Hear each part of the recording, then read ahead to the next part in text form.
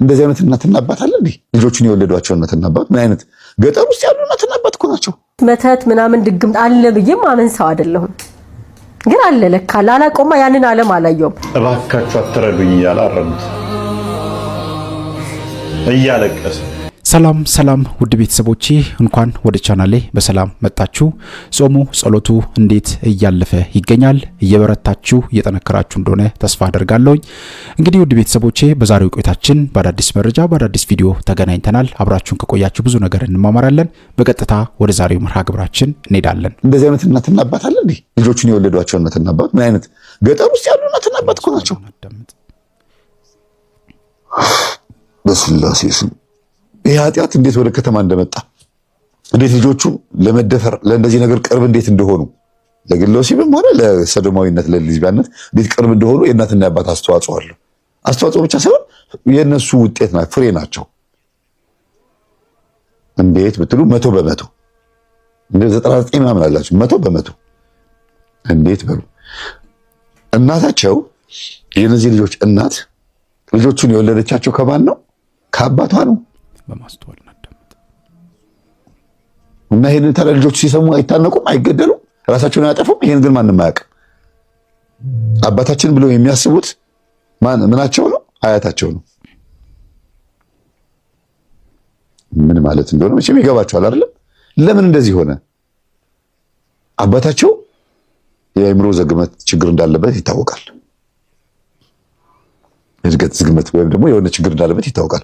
እናታቸው ደግሞ በሰፈር ውስጥ የታወቀች ንቁ ናት።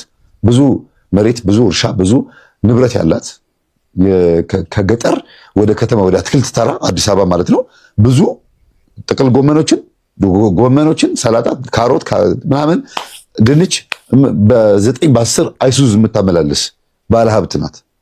የገጠር ባለሀብት፣ ትልቅ እርሻ፣ ትልቅ መሬት ያላት ሴት፣ ከተማ መታ መኖር የማትፈልግ ሴት የእነዚህ ልጆች እናት ደግሞ አያታቸው በህይወት አለ። እድሜው 88 ነው 90 ምናምን። እንዴት ከዚህ አባት ተወለድን ብሎ የሚያስቡት እነሱ ራሱ። መቼም ወንድ ልጅ ሻብቶም 60 ዓመትም ሆኖትም ይወልዳል። ወንድ ልጅ ጉልበቱም ዘሩም አይደክምም ይባላል። የሚወለዱት ልጆች ምናልባት ከተወለዱ በኋላ ከእንደዚህ አይነት እድሜ ከተወለዱ ልጆች የሚገኝ አእምሮ የራሱ የሆነ ልዩነት ሊኖረው ይችላል፣ ችግር ሊኖር ይችላል። ግን እንዴት ይሄ ነገር ሊፈጠር ቻለ? ምንድነው ሲባል በጣም ነው የሚያስደነግጠው። ዛሩ የሚናገረው ነገር ልንገራችሁ።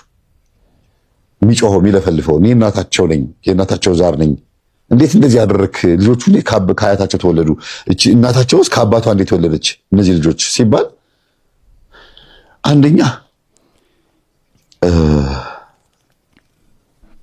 ያገባችው እንግዲህ ታሪኩን የመንፈሱን ልተወውና ታሪኩን ልንገራችሁ። መንፈሱ የተናገረውን ታሪክ እንደሱ ሆኜ ማውራት ይከብደኛል። የጮካ አላወራም እና ምንድነው ታሪኩ? እናትየዋ የሆነ ባል ይመጣላታል የዛሬ 38 ዓመት ባል ይመጣላታል። ያ ደግሞ ባለሀብት ነው፣ የገጠር ባለሀብት፣ የታወቀ ባለሀብት ነው። የገጠር ስራችሁ ገጠር ውስጥ የሚኖር ሳይሆን የክፍለ ሀገር ሰው ነው፣ ግን በጣም ሀብታም ሰው ነው። ምንም ነገር በቃ ማለት ሁሉ ነገር ያለው ሰው ነው፣ ቤት ምናምን ያለው ሰው ነው። እና ግን መካን ነው። መካን እንደሆነ ግን አያውቅም ሰውየው። ብትሞክር እምቢ ቶሎ ብላ ከሱ ለመውለድ ፈልጋ ዝም ብላ አብራው ስትጫወት ስትዳራ ምን ስትል በወቅቱ ወድጄሻለሁ ብሎ ምናምን ራስሽን ጠብቂ እሺ ተጠንቀቂ እያላት አብሯት ሲተኛ እሷ ደግሞ እንደዚህማ አይሆንም እወልዳለሁ ካንተ ከዛ ታገባኛለህ ሚስት ብትኖርህም ተደራቢ መሆን እፈልጋለሁ እያለች ስትሞክር እምቢ ይላታል ልጅ። ኦኬ ሰውየው መካን ነው ወይም ደግሞ ነገር ሆኗል ማለት ነው ትልና ይሄን ሀብትማ ማጣት አልፈልግም ትላለች። በዘራቸው ደግሞ በእነሱ ዘር ምን አይነት ዘር ነው የሚለውን እናንተ ዳኙልኝ። ግን አንዳንድ እኛ የቡዳ ህዝቦች ነን፣ የቡዳ ማህበረሰብ ነን፣ ሰው ቡዳ ብሎናል፣ ስለዚህ ከዘራችን ውጪ ሌላ ሰው ማግባት የለብንም ብለው የሚያስቡ አንዳንድ ሰዎች አሉ። የሚያስቡ ስላችሁ አስበው በተግባር የሚፈጽሙ አሉ። ሌላ አንጋባም እርስ በርስ ነው የምንጋባው። ግቢ የሚባለው ነገር የመጣው ከዛ ነው። አሁን እናንተ ቤት ካላችሁ ለቤታችሁ ደግሞ አጥር ታጥራላችሁ። ያም ይባላል ግቢ ይባላል። በድሮ ጊዜ ግን ግቢ የሚባለው ምንድነው? ጋብቻ በመጋባት የተጋቡ ማህበረሰቦች ብቻ አንድ ላይ ተጠራቅሞ የሚኖርበት ማህበረሰብ ማለት ነው። እህት ባል ስታገባ እዛው ትኖራለች። ወንድም ባል ሲያገባ ሚስት ሲያገባ እዛው ይኖራል። እዛው አንድ ግቢ ውስጥ እናትና አባታቸው አካባቢ እዛው ይባዛሉ፣ እዛው ይዋለዳሉ። ብዙ እንዲህ አይነት ችግር ያለባቸው ቡዳ መንፈስ አለባቸው ተብሎ የሚታሰቡ አያት ቅድመ አያት ያላችሁ ሰዎች ናችሁ። ባይሆንም እንኳን ይሄ ነገር አጣሩ። ግቢ ጋብቻ የሚባለውን ነገር ማለት ነው። አንዳንዴም ደግሞ ይሄንን የሚፈጥሩ ካህናትም ዲያቆናትም አሉ። ወይም ደግሞ እንደዚህ የካህን ዘር ነን ብለው ሌላ መጋባት አንፈልግም ብለው ማለቴ አጥንተው የማን ልጅ ነው ከየት ነው የመጣው ተብሎ ታጠንቶ ይመጣና ግን እዛ ግቢ ውስጥ እዛ ጋብቻ ውስጥ ይቀላቀላል። እርስ በርስ አይጋቡም፣ ግን የሚመጣው ሰው ንጹህ ሆኖ እንዲመጣ ይደረጋል። እነዚህኞቹ ግን ተበላልተዋል እርስ በርስ። ስለዚህ ሌላ ሰው ማግባት ስለማይፈቀድላት ከሌላ ሰው መውለድ ስለማይፈቀድላት ይሄንን ሰው እያጥምደው ግን ሀብቱን ፈለገችው። ስለዚህ ከሌላ ወንድ ከምወልድ ያለኝ አማራጭ ከአባቴ መውለድ ነው አለች። አባቷን ልክ እንደ ሎጥ እያሰከረች አባቷ በዛን ጊዜ ብዙም የአእምሮ ዝግመት ችግር አልነበረበትም። አባቷ በዛን ጊዜ ብዙ የአእምሮ ዝግመት ችግር አልነበረበትም ማለት በተወሰነ መልኩ በመጠጥና በምናምን የሰከረ የናወዘ ባዕድ አምልኮ የሚያመልኩ ቤተሰቦች ውስጥ ያደገ እንደገና አዝማሪነት ባህሪ ያለባቸው ቤተሰቦች ውስጥ የነበረ ሰው ነው። እንደዚህ በማሲንቆ እየሄዱ በየቦታው እንደዚህ ያደርጉ ነበር እና ትንሽ ሲጠጣ የሚቀይረው ሰው ነው። ስለዚህ ሲጠጣ የሚቀይረው ከሆነ አብሾ ጠጥቷል ማለት ነው። የእውቀት ግጥም ለመሸምደድ ዜማ ለመያዝ ወየውን ነገር ለመቻል ምናምን ብለው ወስዷል ማለት ነው ይሄ ሰው። ስለዚህ ጅል ነገር ሆኗል እና ሲጠጣ አባቷን 4 ጊዜ ተገናኝተው ያንተ ልጆች ናቸው እያለች ይሄንን ባለሀብት አግብታ ከሱ ሀብት ወርሳ ባሏን ገላ ነው የምትኖረው ሴትዮዋ። ገላ ስላችሁ በምንድን ነው ተቀረች? በሞራል አዎ በቃ ወይ ሚስት የወለደችን ደግሞ የምትወልጃቸው አንቺን የሚመስሉ እናንተ ቤተሰብ ውስጥ ያሉት ናቸው ልጆቹ እንዳለ ይላታል። አያውቅም ይሄ ሰው ተይዟል። እና እንዳለ ልጆቹ ደግሞ እሷንና አባቷን ነው የሚመስሉት እነዚህ ልጆች 4 ልጆች እና ያንተ ናቸው ተብሎ 10 ዓመት አብሯት ኖረ። ከዛ በኋላ ሞተ። ይሄ ሰው በምን እንደሞተ ምንም የተረጋገጠ ነገር የለም። መንፈሱን አልጠየቁትም። እንዴት ሞተ ማን የገደለው ብዬ አልጠየቁትም። አጋጣሚ ሆኖ ግን በቃ በቁም የሞተ ሰው ነው። በጣም ያሳዝናል። ግን ከመሞቱ በፊት በተደጋጋሚ ልንገረው አልንገረው ከነገርኩት መንገድ የፈለገችው ለምንድን ነው? ልትለየው ፈልጋ ነው። ብቻዋ መኖር ፈልጋ በቃ እካፈላለሁ ብላ ሀብት ተካፈለ ልትኖር ነው። አይ ከነገርኩትማ በወንጀል ይከሰኛል ብላ ደግሞ ፈራች እና ልትለየው ልትነግረው እየፈለገች እንደነበረና በማዕከል ሰውየው እንደሞተ ነው መንፈሱ የተናገረው። እሺ መጀመሪያ ኢን ዘ ፈርስት ፕሌስ መተት ምናምን ድግምት አለ ብዬ ማመን ሰው አይደለሁም። ግን አለ ለካ ላላቆማ ያንን ዓለም አላየውም። ከዛ ማሰብ ጀመረ አይምሮዬ። ምንድነው ይሄ ነገር? ከራሴ ጋር ማሰብ ምናምን። ከዛ ኦልሞስት 2 ዓመት ምናምን እንደዛ ከቆየው በኋላ ሰሚነሽ ኪዳነ ምሕረት ነው ሄድኩት። ከዛ በቃ ስሄድ ብዙ ነገር አየሁ። እዛ በቃ የምታየው ግቢው ውስጥ ታስረው በካቴና ምናምን ታያለህ። እነዚህ ዶክተሮች ነበሩ፣ ኢንጂነሮች ነበሩ። አቤት ሲያማምሩ። ምን ሆነው ነው ስል ሰው መድኃኒት አድርጎባቸው እንዴት ያደርግባቸዋል? እኔ እኮ ያለኝ ጉድ የራሴን ጉድ አላውቅም። ማር ያደርግባቸዋል ጓደኞቻቸው፣ ቤተሰብ፣ እህት ወንድም፣ ጭራሽ እህት ወንድም እላለሁ። አዎ እህት ወንድም። በስመ አብ አልኩኝ። በቃ ጭራሽ 10 ዓመት እዛ የተቀመጡ አሉ። እንደገና ደግሞ 5 ዓመት የተቀመጡ አሉ። አሁን የተለያየ ሰዎች ታዲያ እንዴት ነው እንደዚህ አይነት ነገር ያለበት ሰው እንዴት ነው የሚታወቀው ስል ግማሾቹ ቢጮሃል ስንጠመቅ ነው ያሉ። ወይኔ ኪዳነ ምሕረት እንዳታዋርጅኝ። ደግሞ አሁን አየ ብዙ ሰው ይሄን ፕሮግራም የሚያይ ሰው ጸበል ቦታ ላይ መጮህን እንደመዋረድ አይዋል። ግን ጮህም ከወጣ ጥሩ ነው፣ ምንም ችግር የለውም። ዋናው በጣም ማይጠቅም ክፉ መንፈስ ተቀምጦ ምን ያደርጋል? እና ያን ጊዜ አለማወቅም ስለነበረ እንዱ ኪዳነ ምሕረት እንዲሁ ሳታዋርጅኝ አለ አይደል የመጣሁበት መንገድ ራሴን የምሰጠው ቦታ እንዲ ማንም እኮ አያውቀኝም። የሰራሁት ስራ ምናምን አለ፣ ግን እኔ ሚዲያ ላይ የምታወቅ ሰው አይደለሁም። እና ደግሞ ታዋቂ ሰዎችንም ጨምራለሁ። ከዛ በቃ እዛ እንዴት ነው ይሄ ነገር ታሪካዊ አመጣጡን ሁሉ እንትን ማድረግ ጀመርኩኝ። የመተት ድግምት አሰራር እንዴት ነው ምናምን። ከዛ ሰዎቹ ምናምን እየልኩ ምናምን አንዳንዱ 5 ዓመት ሆኖታል፣ 10 ዓመት ሆኖታል። በሰንሰለት ግማሹ ታስሯል፣ ግማሹ የሚበላው የለውም፣ የሚጠጥ ትልቅ ቦታ እኮ ነበር እኮ ነው። ጸበልተኛ ነው፣ ቆሎ መግዣ የለውም፣ በሶ መግዣ የለውም፣ ግን እዛ ሰፈር ያደርጋል። ከዛ በጣም ገረመኝ። ከዛ እቤት ስሄድ ጸበል ይዤ እምነት ይዤ ምናምን ሄድኩ። ወደ ላይ ወደ ታች እንትና ላይ ተቸገርኩ። በቃ በአፌን ተኒላ ጸበል ብዙ ጸበል ስለጠጣሁ እዛ ምንም አልተፈጠረም። እዛ ምንም አልሆንኩ። ጸበል ይዘሽ ወደ ቤት መጣሽ እንጂ ወደ በል መጣሁ። የማን ጸበል ግን እዛ ጠጥቻለሁ። እሺ ቤት ስመጣ ሸርተት ያዘኝ። ለ10 ቀን የቆየ ሸርተት፣ በጣም ከባድ ሸርተት ወይ 10 ቀን ወደ ታች እና እንትን ሲለኝ ቮሚት ሲያደርገኝ አረፋ ነው የሚወጣኝ። አረፋ ይሄ በጣም በቃ በጣም ብዙ አረፋ። አሁን ምንድነው እዛ ስጠይቅ ጸበልተኞች የነገሩኝ ነገር የሰው እጅ ምናምን ያለበት ሰው አረፋ ነው የሚወጣው ብለውኛል። በቃ ይልብስ አረፋ ጸበሉ ስትጠጪ አረፋ ነው የሚወጣኝ ስትይ ኖርማሊ ሰው አረፋ ያወጣው አይወጣም። ካስመለሰ ምግብ የሚያስመልሰው ከወጣ ደግሞ ቀጭን ምራቅ ነገር ነው የሚወጣው። አረፋ ግጥም ያለ ሳሙና አረፋ ይመስል የሳሙና አረፋ በቃ ይሄ በጣም ልብስ ስናጥብ በላርጎ ኦሞ ዘብዝፋ የሚወጣው አረፋ። በኔ የደረሰው ነገር ምንም ነገር እንዳልሆነ ገባኝ። ሊደረግ እንደሚችል ገባሽ? በቃ አመንኩኝ። አየሁ ባይሌ ደግሞ ካላየሁ አላምንም የምልሰው አየሁ። ስለዚህ የኔ ጉዳይ ያለው እግዚአብሔር ጋር አሁን ፕሬዝዳንቱ ጋር አይደለም፣ ካይሮ አይደለም፣ ጅቡቲ አይደለም፣ ሳውዝ ሱዳን ዱባይ አይደለም፣ ወይ ሼክ መሐመድ አላሙዲ ጋር የኔ ጉዳይ ያለው ሰማይና ምድሩን በቃሉ ያጸና ዓለማትን ሁሉ በመዳፉ ያዘ ሁሉን ነገር በጊዜውና በሰዓቱ ማድረግ የሚችል በስሙ ለሚያምኑ እንደ ሐሳቡ ለተጠሩ ነገር ሁሉ ለበጎ እንደሆነላችሁ ያምናሉ የሚለው የድንግል ማርያም ልጅ ፋይልን እንደያዘው ገባኝ። በቃ ማን ይፈታዋል? እሱ እኮ ነው ያሰረው። ከዛ ተቀበልኩት። እንግዲህ አሁን ብዙ ሰዎች የሚቸገሩበት ነገር ምንድነው? በህይወት ውስጥ በሚደርስባቸው ፈተናዎች መጀመሪያ የመቀበል ችግር አለ። በቃ ተቀበልኩ፣ አመንኩ፣ ተቀበልኩ። ከተቀበልሽ በኋላ እንግዲህ ስለዚህ መፍትሄው ያለው አምላኬ ጋር ነው። አዎ እናቴ አንድ ነኝ፣ ለቤተሰቤ አንድ እኔ ብቻ ነኝ፣ ወንድም እህት የለኝም፣ እባካችሁ አትረዱኝ እያለ አረዱት። እያለቀሰ በፈጠራችሁ ለእናቴ ብዬ ነው የወጣሁት፣ ቤተሰቤ በጣም ችግረኛ ናቸው፣ ለእናቴ ብዬ ነው የወጣሁት፣ አንድ እኔ ብቻ ነኝ፣ ማንም የላትም፣ አትረዱኝ እያለ እየለመናቸው ጭንቅላቱ ላይ ቆሞ አረዱ። ማረጃውን አሳያችኋለሁ በምን አይነት ሁኔታ እንደሚያርዱ። ለማረጃነት የተዘጋጀ ማለት እንደዛ እያለ መጨረሻ ላይ አረዱት።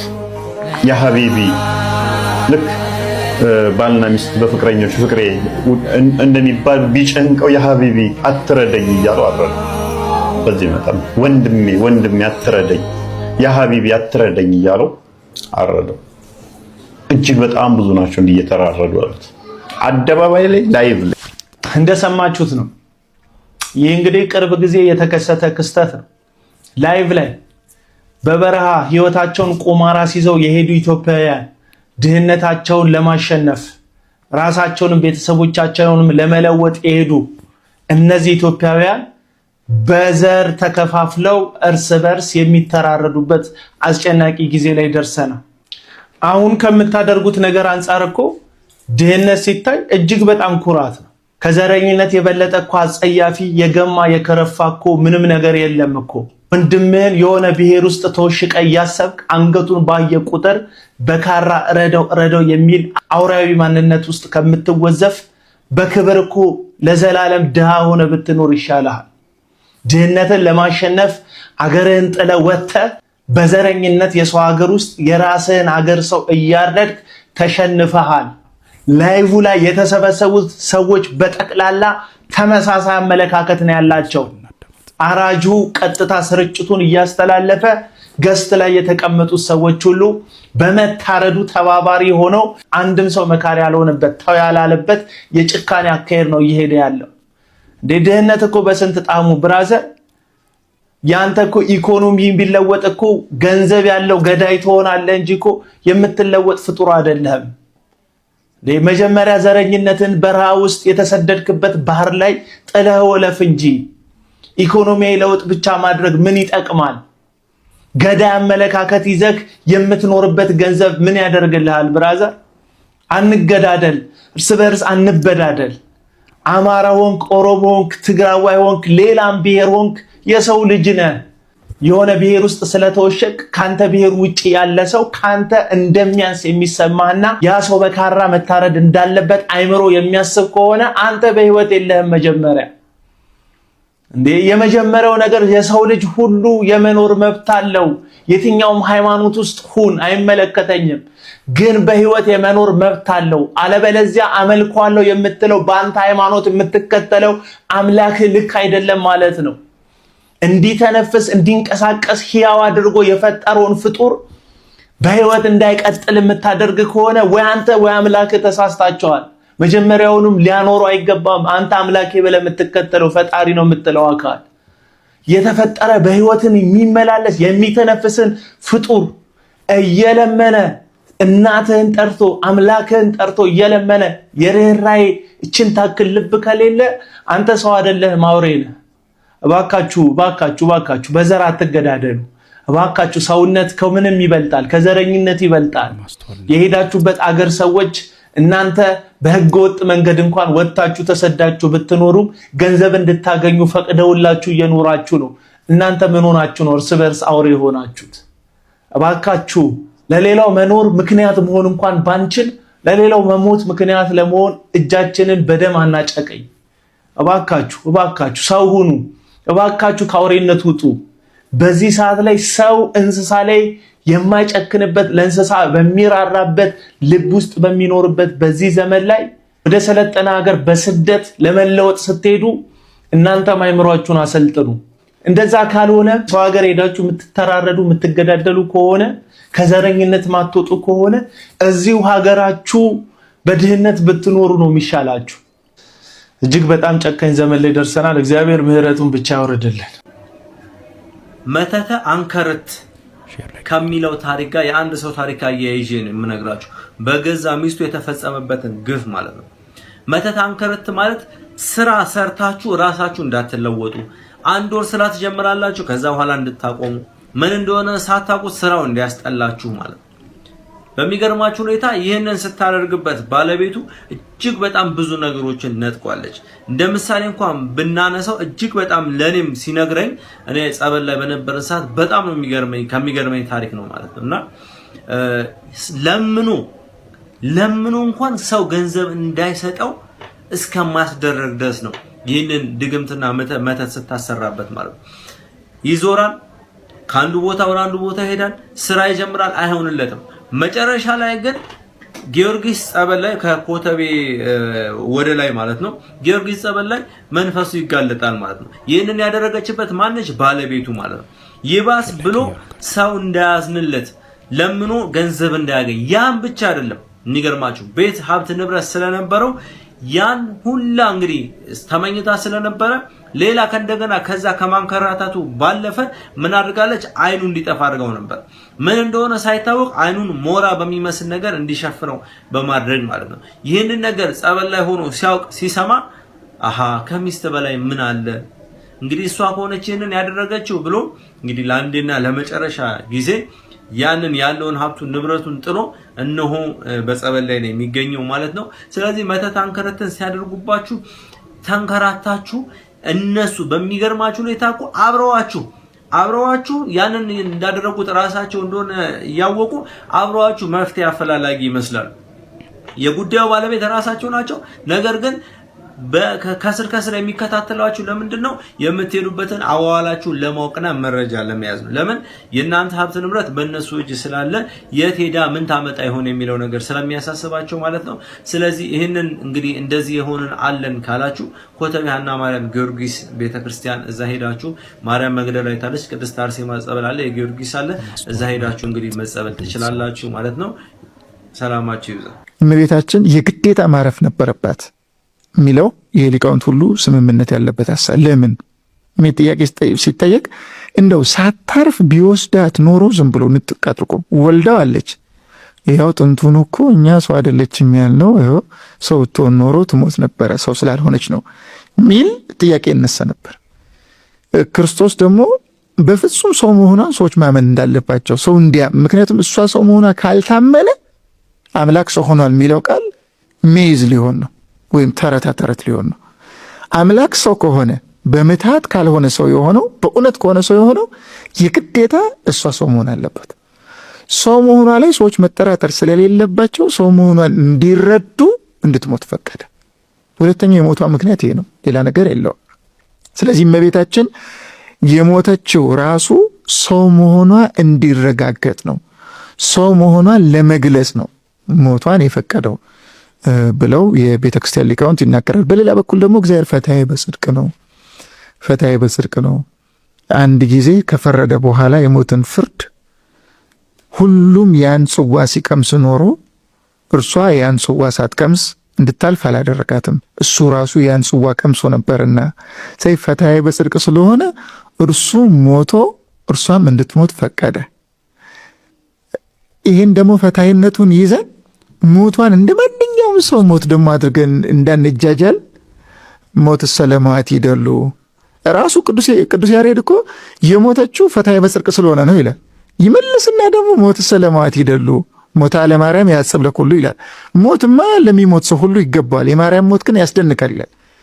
ፈታሄነቱን ያመለክታል፣ በተመሳሳይ ጊዜ ደግሞ ያስደንቃል የሚለውን ቃል ይጨምራል ማለት ነው። ስለዚህ የልጇን የሞት ጽዋ ለመቅመስ ብለን ልንናገር እንችላለን።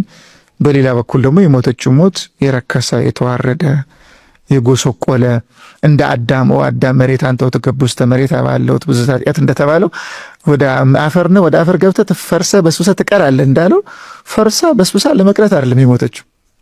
እንደዛ አይደለም። ሞት በክርስቶስ ከተሻረ በኋላ የሚሞቱ አካላት ሁሉ የሚሞቱት ለመፍረስ ሳይሆን ለመነሳት። ስለዚህ እመቤታችን ሞቷ የረከሰ ወይም የኃጢአት ሞት ወይም የፍርድ ሞት ወይም ደግሞ የኩነኔ ሞት ወይም የጎሰቆለ ማንነትን ገንዘብ የማድረግ ሞት፣ ይሄ ሞት በክርስቶስ ተሽሯል ነው የሚለው ቅዱስ አትናቴዎስ። ይሄ ሞት በክርስቶስ ስለተሻረ የትኛውም አካል በሐዲስ ኪዳን ሲሞት የሚሞተው ከክርስቶስ ሞት ጋር ለመሳተፍ እንጂ የትንሣኤን አካል ገንዘብ ለማድረግ እንጂ እንደ ብሉይ ኪዳን ፈርሶ በስብሶ ለመቅረት አይደለም። ስለዚህ እመቤታችን ለምን ሞተች ብለን ጥያቄ ብንጠይቅ እንኳን ከብዙ መልሶች መካከል እነዚህን ማቅረብ እንችላለን። ሴቶችዬ ከእምነታችሁ ውጭ ሌላ ወንድ ስታፈቅሩ እንዲህ ነው የሚያደርጋችሁ አሉ። እውነት ነው? ፍርድም የለውም አሊያም ዳኛ፣ አንቀጽ የለውም እንዲሁ እስረኛ። ከሳሹስ እሺ ተከሳሽ ማን ነው? ፍቅር ገዳይ ፍርዱ ምንድን ነው? ወዳጁን ገዳይ ፍርዱ። ይሄኛውን ደግሞ ይጋት